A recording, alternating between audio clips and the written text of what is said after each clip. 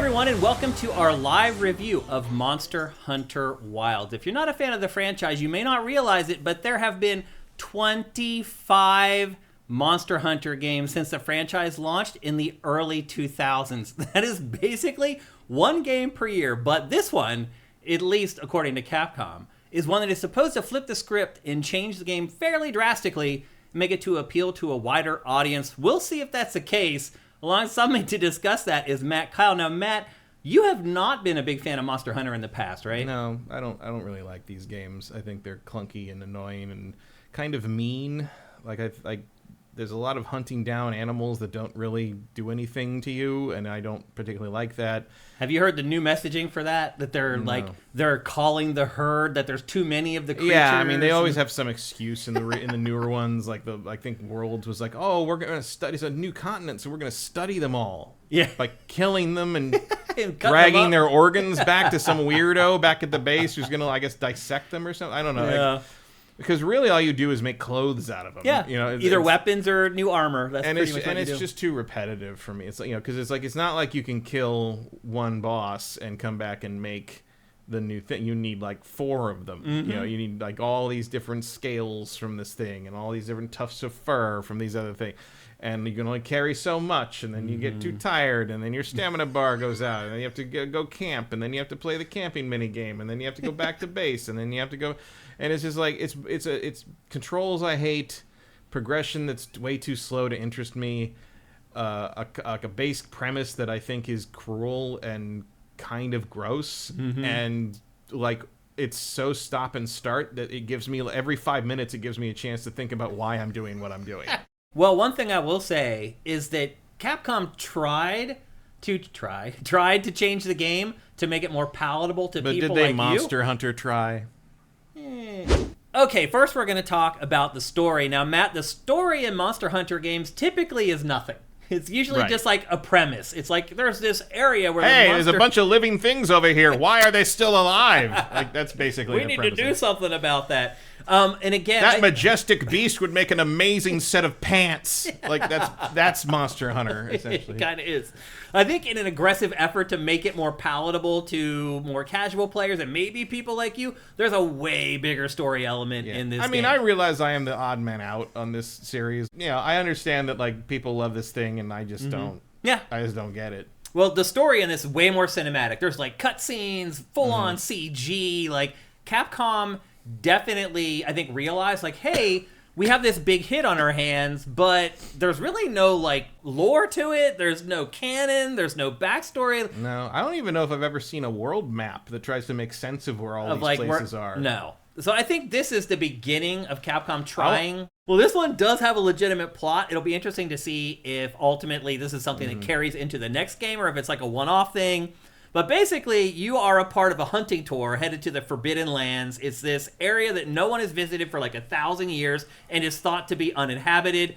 Well, of course, you get there on your dust-sailing ship and you see that there's like this child who's being chased by a bunch of creatures in the sand. You rescue the child, and then you come across another child who is in despair. You find this tribe that has been living there all this time. The tribe is weird. They have never seen a weapon before in their lives. And apparently have never seen a fence either. Like, watch your fucking children. What else are you doing? The way that they are defending against the monsters in the area is that they have these like hanging like wind chimes that make a noise of this huge monster that the other monsters are afraid of. Well, as luck would have it, that doesn't hold up. And like eventually the monsters are like, your little chandeliers aren't working anymore and they need your help. And so you become sort of the defender of this local village who is so crazy. It's like you walk into their village for the first time with weapons and everybody's like, oh my God, what is that? Like they've never... It's very funny considering it's like...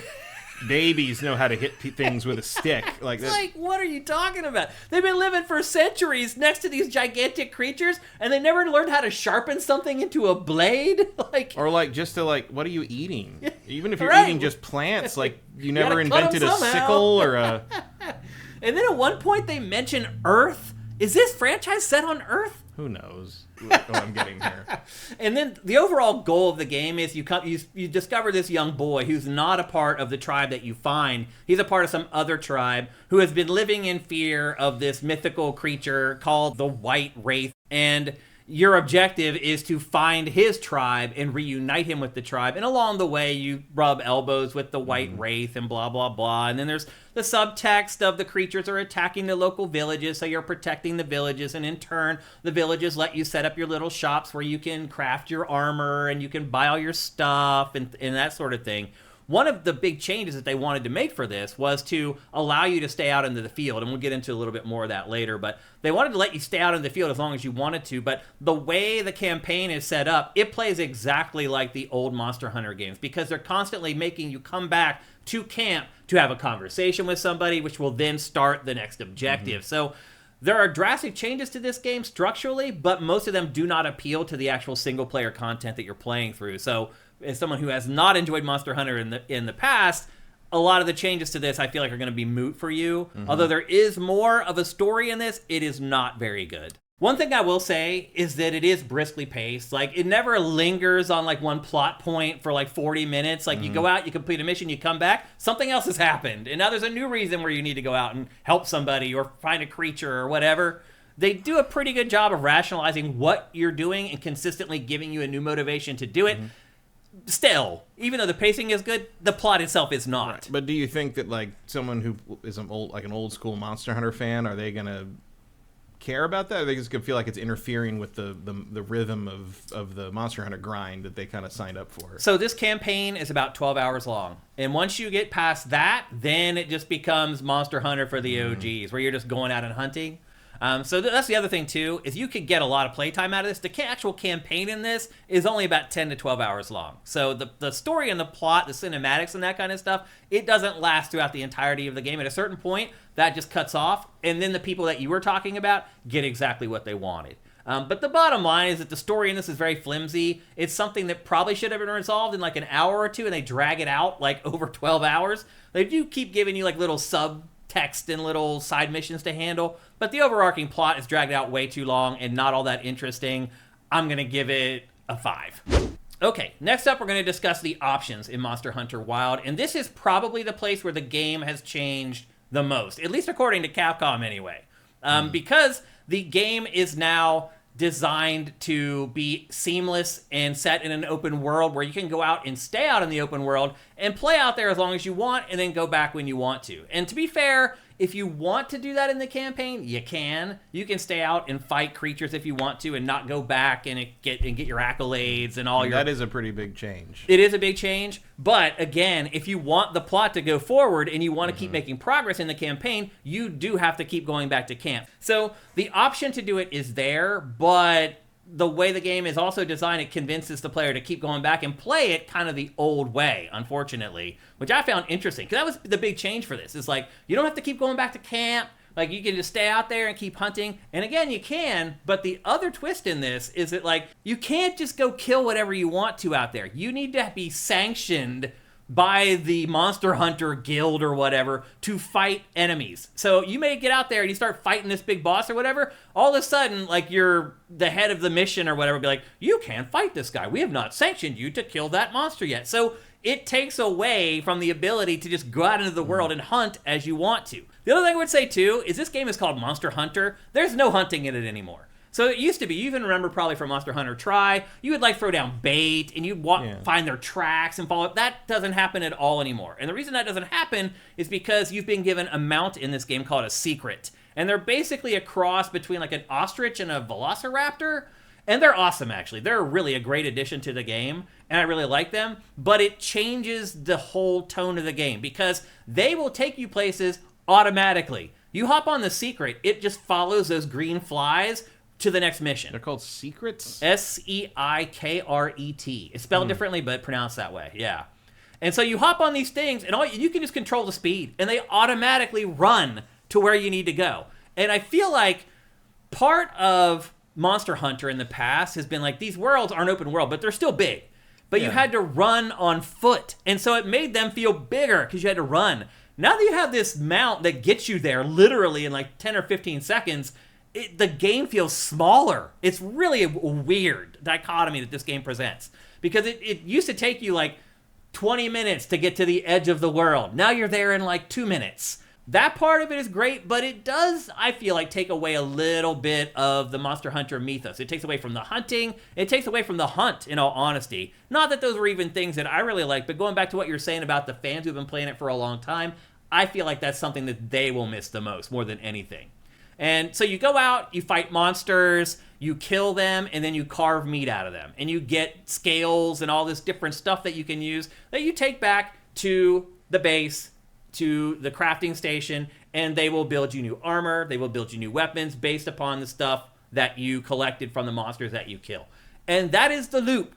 And that loop has not changed. I know Capcom wants people to think that it's changed a lot. It really has not. And to be honest with you, I like it that way. I like going back and being like, oh, look at what I got. And what can I do? Can I craft a new armor? Oh, no, I have one more scale that I need to get. And the game is really good, too, about, say you need that one more scale. You can, like, say, I need this scale, and the game will show you, like, where you can go and get it. So there are, I guess, this seems like a recent trend, honestly, among a lot of games, but it feels streamlined in some ways compared to the old Monster Hunter games. But I think some of the minutia and the detail that people really loved about Monster Hunter that has been taken away might piss off some of the older fans. So out in the world, there's constantly stuff that you're picking up for your crafting materials. Like, it's not just about collecting meat and scales from a monster. It's also about the plants and the flora and everything in the world. While you're on the secret, you can just spam the circle button and you're just constantly picking up stuff as it runs. So they've managed to settle that. The other part of the game that Capcom said was going to be different and changed is how the wildlife works in the open world. And to be fair, it does work the way Capcom said. There are herds of creatures, and there will be an alpha in those herds. But if you leave them alone, it's like they're not even there. They don't, like, actively attack you or cause problems. Sometimes they'll get mixed up in a fight between you and, like, a bigger creature, and maybe they'll attack you, like, once before they, like, move on or whatever. But it's not like this big thing where you're constantly fighting, like, the smaller animals along with the bigger animals. The difference is the animals fight each other. Not only will the big monsters fight other big monsters, the smaller ones will attack as a herd some of the bigger creatures. And what I've found is when that happens, just sit back and let it happen. Let them take down the health of that monster that you're fighting or whatever. But otherwise, the whole mechanic of the living, breathing ecosystem where there's just monsters roaming around, and if you catch their eye, they're going to come out. Like, that stuff doesn't happen at all. Like, they literally just go about their lives doing their thing. It's only the big monsters that will actively kind of hunt you down and attack you. So I do feel like some of that stuff, I don't know if they misled people over how it would work. I think in practice, it didn't work out the way that they had planned it in design, I think is what's happened there. Now, I will say this. As you go out and you collect stuff, the game's pretty good about, like, usually giving you everything you need. Like, if you carve the full monster and you go back, luckily enough, when you go to the crafting place, they're like, oh, you have exactly what you need to craft that new set of armor and that new weapon or whatever. So it doesn't feel like there's any frivolities in this game. Everything is there for a reason and functions for a reason and has a very specific use. There's nothing there that's just there because it needs to be there. But at the end of it all, the game, despite all the new options and the changes, hasn't changed all that much from prior Monster Hunters. I do think it's a pretty solid formula, and I think over time, players and money have proven that it is something that a lot of people do resonate with. So maybe it would be a mistake to change it too much. I think options probably get a 7. Okay, next up is a category that we don't talk about for every live review that we do, and that is connectivity. And in fact, this is the first game that we've talked about that actually uses connectivity. And the way I would describe the connectivity in Monster Hunter Wilds is like state-of-the-art 2007. The menus look like they're test menus, like they're things that they use to test the game, but they shouldn't have ended up in the final game. They're just very rudimentary, and they use these icons that don't always make a lot of sense. I feel like that about the menus in every Monster Hunter game. Yeah, I mean, it's insane. Like, I know by now I'm supposed to have played enough of this that I know what all the symbols for all 14 different weapons are. Yeah. But, like, nope. I don't either. But this game does have excellent network connectivity. So you can when you start the game, it lets you choose what you want to do. You can just go to a list of servers and join a server if you want to. You can join a random game that the game recommends for you based upon your level and the gear that you have. Or you can just choose to start the game online, but by yourself. And that's what I tend to do. I usually just start the game as an online session, but by myself. And then the coolest part about this game, and this was in Worlds as well, I think, or maybe it wasn't actually, but you can call in for help anytime you want. You just send up a flare, and it sends out this digital signal to people who are waiting, and the next thing you know, there's more people fighting that monster than you want there. I think that was in... It was at Worlds? I remember a flare thing. I think it was, yeah. Well, it's returned in this, and it is great. The game's not that hard, but every once in a while you hit like a spike where you're like, oh, this guy's taking forever, or maybe I don't have the right weapon that's effective against this enemy or whatever. You send up the flare, and literally within 45 seconds, there's 3 people there fighting that monster with you. The connectivity in this is very flexible. If you just want to just be in the online environment and not worry about all the other stuff, the campaign or anything like that, you can totally do that. You can go to a server screen, pick from servers, and it has tons of information for each server so you know whether you want to join or not. You can let the game intelligently do it for you, or you can start your own game and only ask for help when you actually need it, which is what I end up doing. But the bottom line is, no matter how you want to play this game, there is some connectivity option for you to choose. Now, there is no head-to-head in this. Like, you could maybe do some cool stuff with this where you race another player to kill an enemy before they do. You could maybe find some cool stuff to do with this. There's nothing like that in there. It is sort of rudimentary in that way. I think there have been leaderboards in the really past. Like races to finish. Not like head-to-head races, but I feel like I remember certain older ones having leaderboards for like whoever killed a thing the fastest or something. I don't know if he got anything for it, but I feel like that was a thing. Yeah. Well, bottom line is, while the connectivity in this isn't like elegant and you don't look at the interface and be like, wow, that's really cool. It literally looks like it's something like you and I made. The functionality is there, and it works very, very well. Never experienced any lag. I mean, again, you put up that flare, and it's just like mayhem. You do feel a little bad for the monster at times, but all in the name of conservation, Matt. Right. But generally, while it isn't pretty and it doesn't look great, the functionality is excellent. So I'm going to give connectivity, I'll give it a 7. Okay, the next topic is where the rubber hits the road, and I believe it's the thing that turns most people off to Monster Hunter, and that is the interaction, the gameplay, how you actually interact with the game. I think a lot of players, when they play Monster Hunter, who haven't spent a lot of time playing Monster Hunter, they're like, why is this game like this? Like, why does it take so long to swing my sword? Once I swing it, why can't I get it back on my shoulder to swing it again? Why can't I put away my weapon and sprint away really quickly? All that stuff has returned in Monster Hunter Wild. The contrivances. But then I wonder, if it didn't have this, would the fans revolt? It wouldn't be Monster Hunter. I feel that way. I agree with you. I think that is sort of the identity of the game. Now, there have been significant changes, but the combat still feels clumsy. It still feels like it takes an eternity to put your weapon away and sprint, which is like the worst part. It's like you get hit by a big monster, you have like a speck of your health left, and he's coming at you again. And you're like, oh my god! You're like clicking the stick to run. He's like, and then he starts sprinting like. It definitely builds the tension in the game, but it is annoying as crap, man. But again, I think that's part and parcel for this franchise, and I do think fans would be angry if they took it out of the game. You are constantly babysitting the camera. You're always trying to spin it around so you can see the monster, because a lot of your attacks, it's like, wham, wham, wham, and then it sticks in the ground, and you pull it out, and you're still, meanwhile, there's just mayhem going on all around you. That is Monster Hunter. That part has not changed at all. Again, I do think a lot of fans might be angry if they decided to change that. One of the new features is the ability to target very specific parts of the monster. So if you squeeze L2, it brings up a reticle, the same reticle you would have if you were using like a ranged character or whatever. But it allows you to target with your melee weapons very specific parts of the monsters, and they will get sores. So as you fight them, they start to get like wounds and gashes in them. And if you keep attacking that, you can do like major damage on it. When I first started playing, it was very hard to use the targeting system. As you get used to your weapons, the rate that you can swing and start accounting for that kind of stuff, you find that you can start managing that a lot better over time. But another thing that the secrets do that add to the gameplay is you can come charging in on your mount up to an enemy, and you can hit the jump button as you get close to it, and you will just go kaboing and spring way up into the air, and then you can land on the monster. And then it turns into like Shadow of the Colossus. You're like holding on while it's trying to shake you off. And you can move like up and down the spine of the monster. And while you're doing that, you are creating wounds. Now I'll say this, you can't do it that long. Pretty much the whole time you're on the monster's back, you're consistently losing health. So you can't stay on it all that long.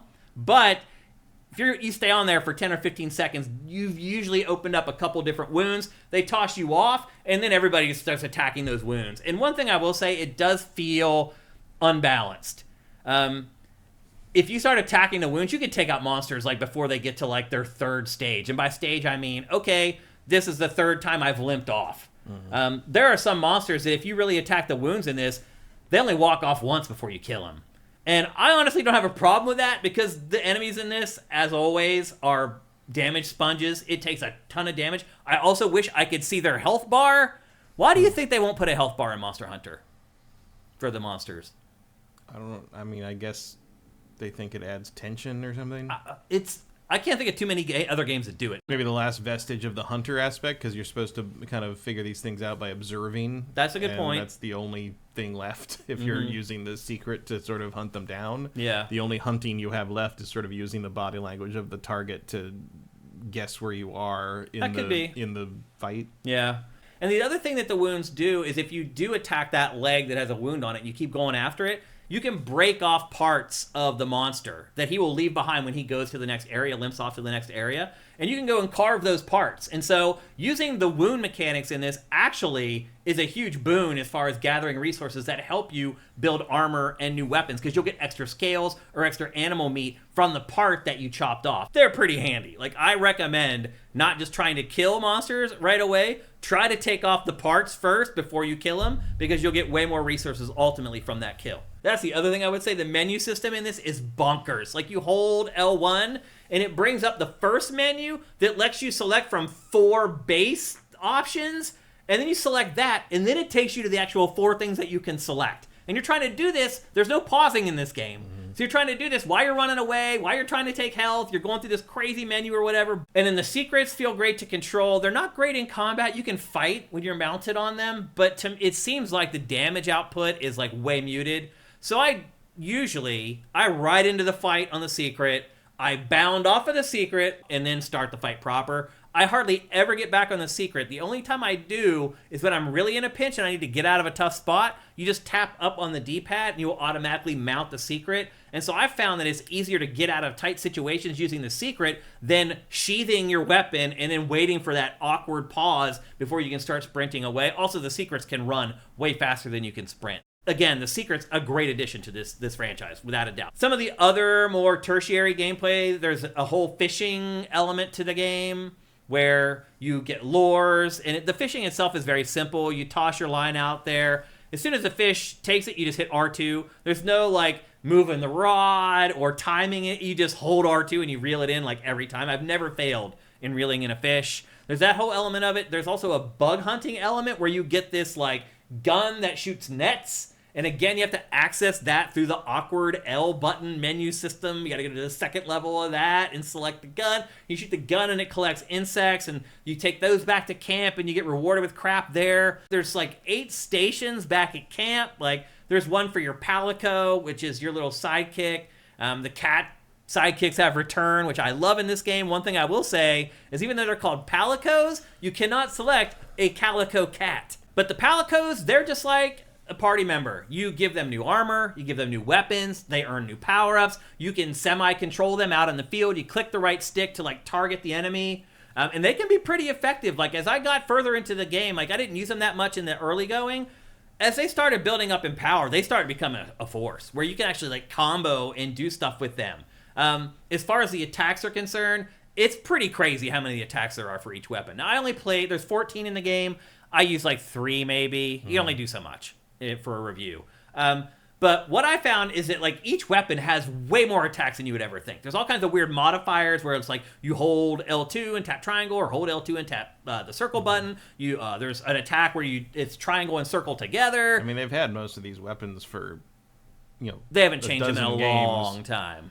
The 14 standard Monster Hunter weapons are pretty much set. I don't think they'll ever change. Yeah, I think they're probably going to stay the same. Now, there are tweaks. Again, every weapon has its own unique finisher. That is new to Monster Hunter Wild. That was never in the game before. Generally, if you haven't liked Monster Hunter gameplay in the past, you're not going to like this one either. It is very much the same, and I do think it's probably never going to change. I think that that's part of what people like. They like that it takes 5 seconds to put your weapon away and do your animation before you can run. It's all about accounting for that time and making sure you're going to be able to do it, because the monsters don't account for it. As soon as they see you trying to heal and sheath your weapon, they come right at you for whatever reason. And that creates a lot of tension, but it also creates a lot of death. So if you have not liked Monster Hunter in the past, you're not going to like this one either. It is basically the same. There are little tweaks and changes. The secret changes some stuff. The finishing moves for your weapons changes some stuff. But overall, it's still this very clunky, kind of awkward, like have to account for X amount of time to do stuff type game.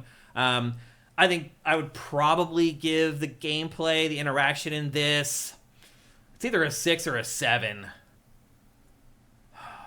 I would say this. If you're a fan, it's a 7. If you're not a fan, it's a 6. I'm in the middle. I mean, if you're selling 8 million copies of the thing, why change it? Yeah, it's a 7.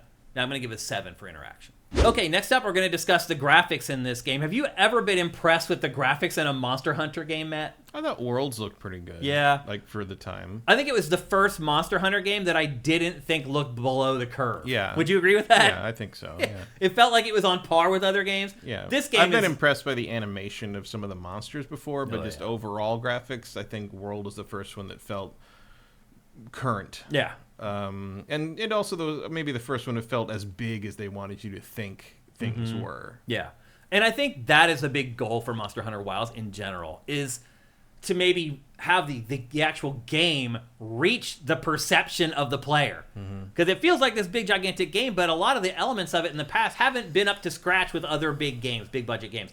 That has been changed. Yeah, it's always felt very gamey. But graphics-wise, they try to flex their muscles in this game. They have these weird cutscenes that show people eating, and they show things that they don't normally put in video games. They show tearing bread. And it's literally just a close-up of someone tearing bread. Like saying, like, look, we did that. Yeah, that is apparently that trend started with one of the Yakuza games. Oh, really? One of the Yakuza games they showed off by showing someone tearing bread and eating bread and tearing it off when they're biting it, which is just like the Yakuza team was just straight up like, look what we did. And there's like a little informal competition now among some of those developers. It's like, oh, we can do bread too. We can do that. There's also stringy cheese, where you take a bite and the cheese stretches. See, that's what they're messing with. Like the food is also sort of a weird thing, especially with the Japanese devs. They seem to like compete a little bit to have like the most delicious looking food and stuff. Yeah. To your point about the monsters in this are incredible, man. It is really insane how they managed to design these crazy creatures that's like a cross between like a duck and like a dinosaur.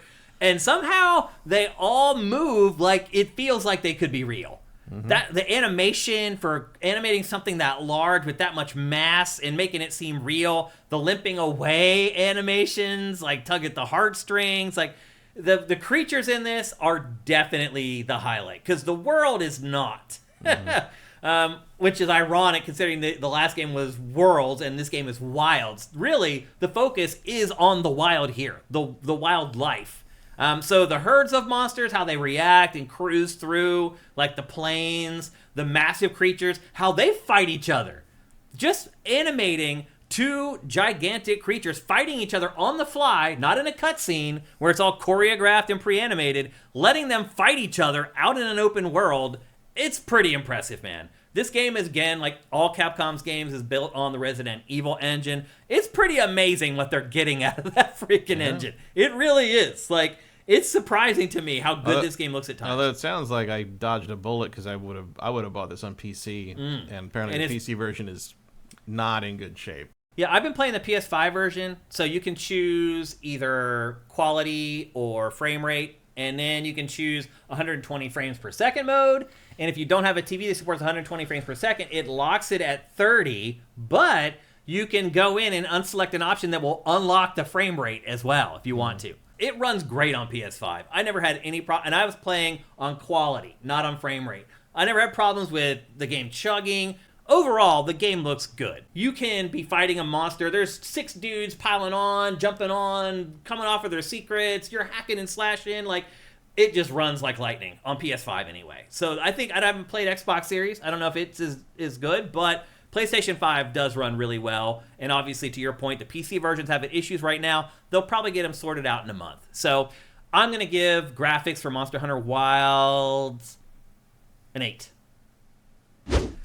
Okay, next up is sound. Is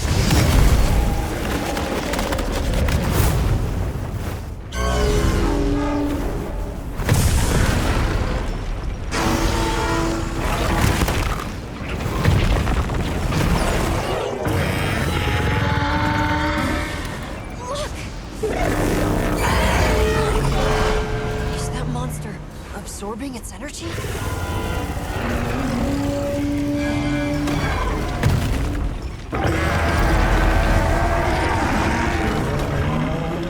I'm always fascinated with games or films that have a lot of creatures. And maybe you can help me with this, Matt. How do they create the sounds for monsters? How do they create sounds for stuff that doesn't exist? However they want. It kind of depends who does. I mean, a lot of times you mix other animals together into something else. Like, I think Chewbacca is a lion mixed with a bear mixed with a camel or something. And sometimes it's just like you want something that sounds like nothing else. Godzilla's original roar is someone with a resin-covered glove running it down a stand-up bass. Which once you hear that, you listen to it and you're like, oh yeah, I hear it. That's I hear crazy. what that is. I have a buddy who did Foley for Rockstar for years. He worked on Grand Theft Auto 4 and Grand Theft Auto 5, and he lives in New York and Brooklyn. He took me into a studio one time that they had, and it is pretty amazing, but they weren't doing anything like crazy monster roars and stuff like that. It's interesting how your brain kind of tells you that, yeah, that's the way that thing's supposed to sound. I mean, it kind of depends. You'll match up a roar or a sound with the size of something and the appearance of something, and its attitude, like what's and the size of its throat, the size of its mouth.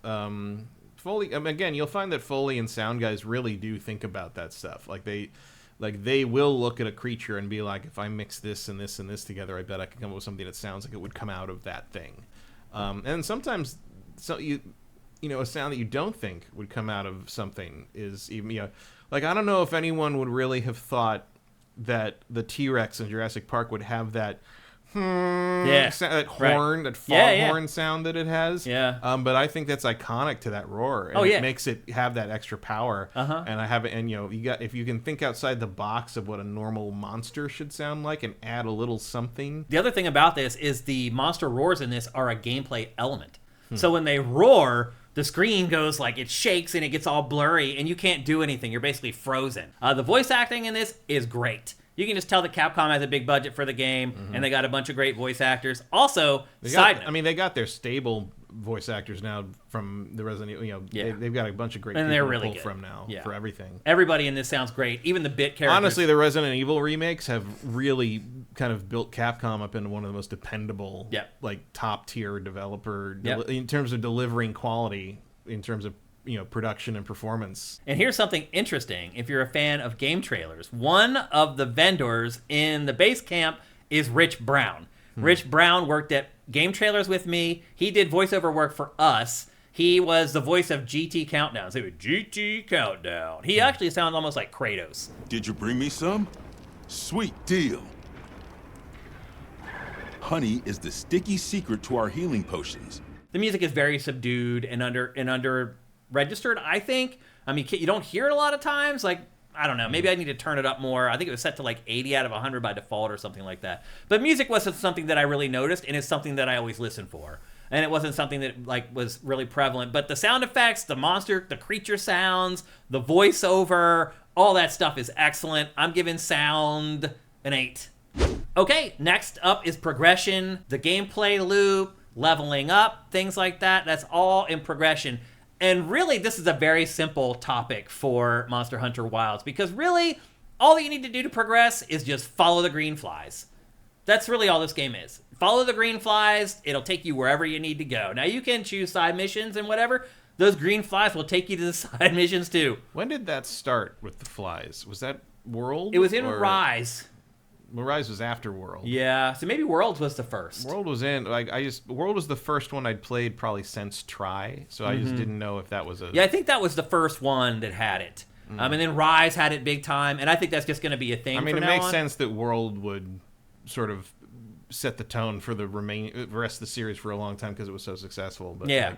You don't have to do anything to make progress in this game. It literally is like autopilot. And I can definitely see where fans of this franchise might be a little miffed by that. It does, and again, it shortens the travel time and distance. It makes the game feel smaller. It definitely will appeal to people who haven't played Monster Hunter before, but I do think people who have been playing it across all 25 entries. I mean, it has slowly crept this direction for a while now, and this may be its final resting place at this point. You can fast travel, so as you play, you can set up camps out in the open world, because you need that now, because you can stay out there longer. So you can set up camps, and you can fast travel between all the camps, and it will anytime you want to. Again, the secret makes travel fast anyway. It's almost like you don't need fast travel in this, but it's still handy that it's there if you want it. You can always fast travel back to base if you want to. If you've collected a bunch of stuff, you're like, I'm good, I don't want to die. Go back to base, use all your stuff to upgrade all your stuff, and then come back.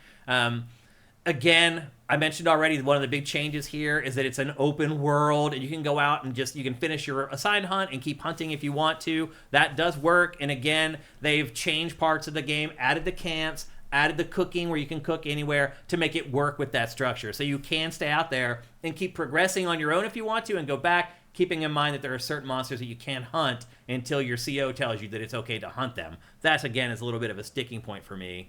Like every Monster Hunter game, there's extensive upgrading and crafting. It's very good, as I mentioned earlier, about giving you the exact stuff that you need to create your whole armor set. Like when you go back to camp. Like if you beat that monster, that is a part of the objective. As long as you carve that monster, when you go back, there's going to be something there to make. And if there isn't, a lot of the times the girl, the smithy, will be like, you don't have what you need, I'll give it to you. Now the hunter levels in this, I played this game for probably 20 hours, and my hunter level, I think, is level 5.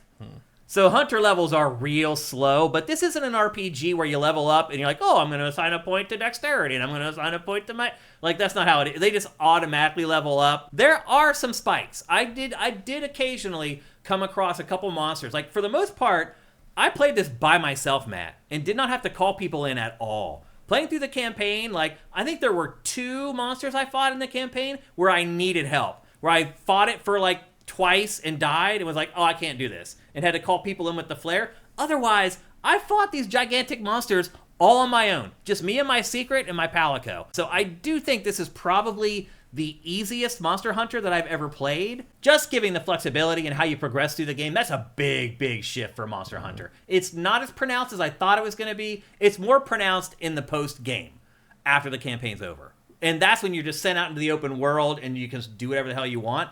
That's when the design changes show their teeth.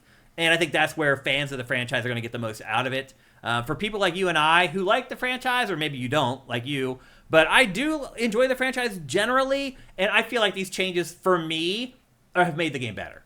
So I'm going to give progression a 7.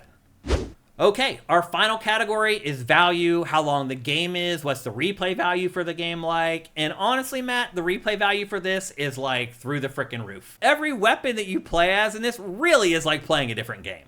And I do wish that I had time to play with more weapons than I did. Like I said, I played with like 3 different ones for a pretty big chunks of the game. Still, I found that the weapons that I've liked in prior Monster Hunter games are the ones that I settled on and played in Monster Hunter Wilds. You rarely see someone really venture out of their weapon territory. Because it takes a while to get the hang of the weapon. Yeah. You want to find, I never really found one, but you want to find a weapon that like matches the kind of speed you want and the responsiveness you want. You can play this however you want. There are projectile weapons, there are melee weapons, there are melee weapons that convert into projectile weapons. Everything's going to feel a little slow, a little clunky, a little delayed. And the other thing I would say about the value of this is if you are somebody who relies on a plot or a story and cinematics to keep motivating you to keep playing, again, that all ends after like 12 hours. And then it is just Monster Hunter. It's just, here's the open world, here's a bunch of monsters. Go fight the monsters that you've already fought. That's the other thing, too, that I noticed. What are you going for, like, endgame gear? Or like Yep. Like they just drop. That's what it's different all stuff now. about. You just start getting crazy drops and crazy armor. A lot of it is like, what does your armor look like? What's your drip? And all that stupid crap. It becomes a fashion contest in a lot of ways, Monster Hunter, after you finish the campaign. That's why the vast majority of people buy this franchise. It's not for the 10-hour campaign. It's for all the crap that comes after and all the DLC that comes after. They're going to support this game for 5 years. I guarantee it. They do with every Monster Hunter game. There's going to be unlimited amounts of DLC. As much as you like this game, they're going to give you enough to keep playing the game. Now, one thing I will say is, like, in the post-game, you go out, you are fighting the same monsters. Like, I wish that they had held back monsters to go and hunt, and I guess that's the whole DLC plan and all that. I'm sure there's probably a couple of secret bosses in there somewhere. Maybe. If you do the convoluted stuff long enough. There are variants of the monsters, though. Yeah. There are tempered and frenzied variants, and of course, if you kill them, that gives you crazy frenzied and tempered armor that you can use throughout the rest of the game. And that's the loop. That's what keeps people playing after they finish the campaign. So I would say this. If you're somebody who's like, I never liked Monster Hunter because there wasn't a story or a plot or cinematics to keep me playing, and now there is. Now I'm excited about Monster Hunter Wilds.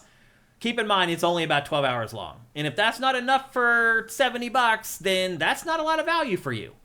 If you are a fan, and you've been playing this franchise for all 25 entries or whatever, this is like, I think, God-tier progression. And this is God-tier value for a Monster Hunter Wilds game. So, finding a score in the middle there between the casuals and the hardcores, I think that's another 7. Because I think the hardcores will find it at 10. I think the casuals will find it about a 5. That puts me in the middle at like a 7. Okay, so we've tabulated the scores and created an average, and Monster Hunter Wilds averages out to a 7.0 on our scale. We say this every time when we give the average for one of our live reviews. They do not matter. We will never send them to Metacritic. It will not cost developers their bonuses or anything like that. We just create the average to give you a frame of reference. This falls somewhere in the middle of a lot of our live reviews so far. And Matt, now that you've heard me talk about the game for the last 30 minutes or so, has it changed your opinion on the game at all? Does it make it seem like something you might want to play or more or play less? Not a chance in hell. Really? So none of the stuff I mentioned made you... I will never play another Monster Hunter game unless my life depends on it. Like, I don't. It's just not for me. I don't like them. I've never liked them. I don't care. Not everything has to be for me. It's fine. I appreciate that perspective. I'm just going to ignore it. Here's the thing about this game. I feel like it was created in some testing room where they had like sensors set up on the players to know when like hits of dopamine were being injected into their brains. Because the way this game is structured and paced, it is just perfect. It is the perfect timing for everything. This feels like it's been biometrically engineered, this franchise. It's a little creepy. Because I find myself falling into the loop and becoming like a hardcore Monster Hunter player. It is very much like the one more turn thing, except you have more control over it now. You can go back to the base every time if you want to and keep leveling up, or you can press your luck and stay out in the field and keep fighting if you want to. So that added flexibility gives it an extra layer for me that makes me appreciate it a little bit more than I have in the past, but it's also a little bit creepy. I do feel like this is a data-driven game. They have studied a lot of the data from 25 entries in this franchise. They have figured out what makes people quit playing, and they have removed it, and they have figured out the stuff that makes people keep playing, and they have added more of it. Say what you want about that, it's a little weird, but it creates a game that is very addictive to play. I do think it's a better game than Monster Hunter World. I played that game for probably 25 or 30 hours, something like that. I'm already there pretty much with this one, and I don't see myself stopping anytime soon, even though there are other great games coming out this week that might impede on that. I'm still hooked in. I still want to play it. I wouldn't say I had more fun with this than any other one. I still think I had the most fun with Try. Because it was like the first Monster Hunter I ever really got into, and I learned all the systems and the mechanics and the gameplay loop, and I also had a good crew of friends to play with that I knew, and like they were people I knew in real life instead of just anonymous internet people like I've been playing with in this game. But I would also say too, the community in this game is great. They are there to help. There are people just waiting for you to send out that flare, man. As soon as that flare goes out, they're like, I'm there, man. And they come in, and they take care of business, and then they leave. and you don't even have time to say thanks, and they're just waiting for the next flare. Like, the community around this game is great. The game itself, Still not quite where I would like it. I think maybe in a couple more entries it might be to a place where I could say I'm like a fan of the franchise, but it is slowly inching towards that for people like me who have not been gigantic Monster Hunter fans in the past. So I would say if you've been enticed by Monster Hunter in the past, but you could never quite get over the hump, I do think this is probably the game that you should play. Now, if you play this and you don't like it, you can probably write the franchise off for good, because I don't see them making any more drastic changes than they've made now. Again, I think that they have found things that pissed people off and have found fixes for pretty much all of it. And again, I think some of the fans liked those contrivances and will dislike that they're gone. But I think ultimately they found a happier medium with Monster Hunter Wilds, and I would feel comfortable recommending it to just about anybody. So there you go. That's our live review for Monster Hunter Wilds. If you want to support us, head to patreon.com/SIFTD for just $4 a month. You get all our content early, our reviews, GameFace, Pactor Factor, all of it. We really appreciate it. We'll see you next time.